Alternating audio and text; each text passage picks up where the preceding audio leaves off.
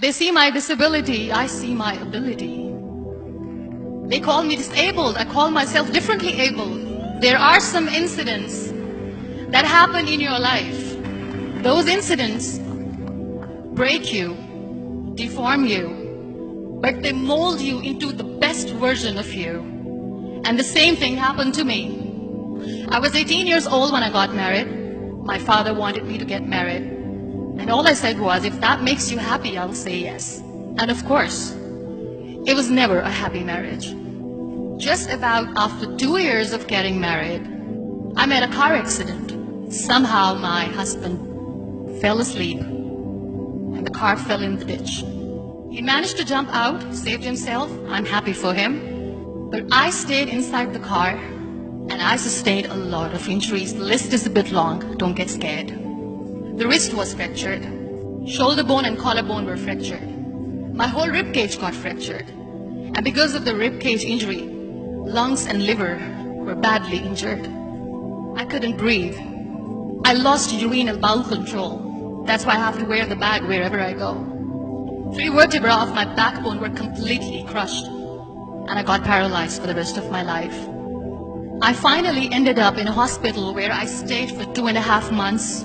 I underwent multiple surgeries. One day, doctor came to me and he said, well, I heard that you wanted to be an artist, but you ended up being a housewife. I have a bad news for you. You won't be able to paint again because your wrist and your arm are so deformed, you won't be able to hold a pen again. Next day, doctor came to me and said, your spine injury is so bad, you won't be able to walk again. Because of your spine injury and the fixation that you have in your back, you won't be able to give birth to a child again. That day, I was devastated. I asked my mother, why me? And that is where I started to question my existence. Why am I even alive? And that is where I realized that the words have the power to heal the soul. My mother said to me, this too shall pass. God has a greater plan for you. I don't know what it is, but He surely has. And in all that distress and grief, somehow or the other, those words were so magical that they kept me going. One day I asked my brothers, I know I have a deformed hand, but I'm tired of looking at these white walls in the hospital and wearing these white scrubs. I'm getting tired of this. I want to add more colors to my life. I want to do something. Bring me some colors, bring me some small canvas. I want to paint. So the very first painting I made was on my deathbed, where I painted for the very first time. It was not just an art piece or just my passion. It was my therapy. And then I was discharged and I went back home. And I went back home and I realized that I had developed a lot of pressure ulcers on my back and on my hip bone. I was unable to sit. There were a lot of infections in my body, a lot of allergies. So doctors wanted me to lie down on the bed straight for not 6 months, for not 1 year, for 2 years.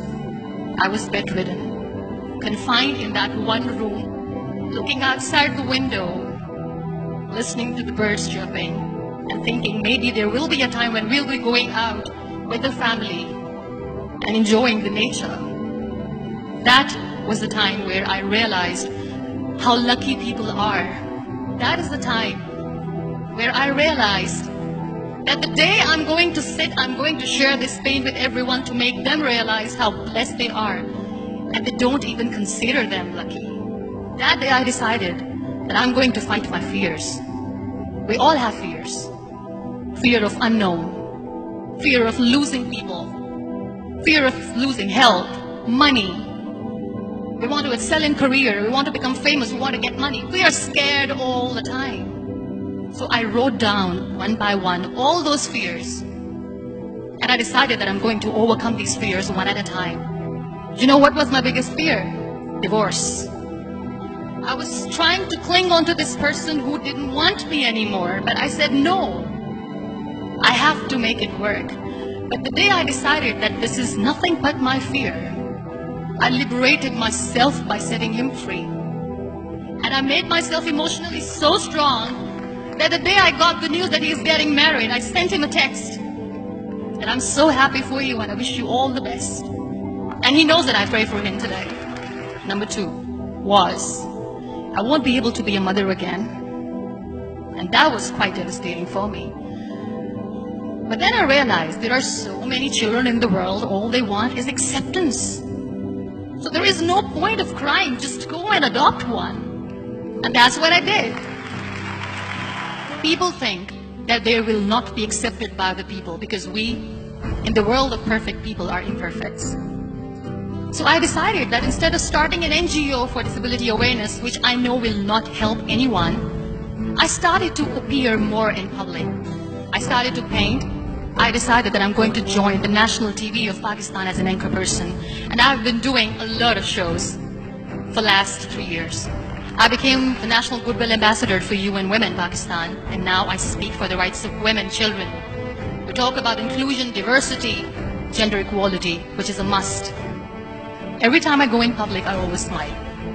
It's always a big toothy smile on my face, and people ask me, don't you get tired of smiling all the time? What's the secret? I always say one thing, that I have stopped worrying about the things that I have lost, the people that I have lost. Things and people who were meant to be with me are with me. And sometimes, somebody's absence makes you a better person. Cherish their absence.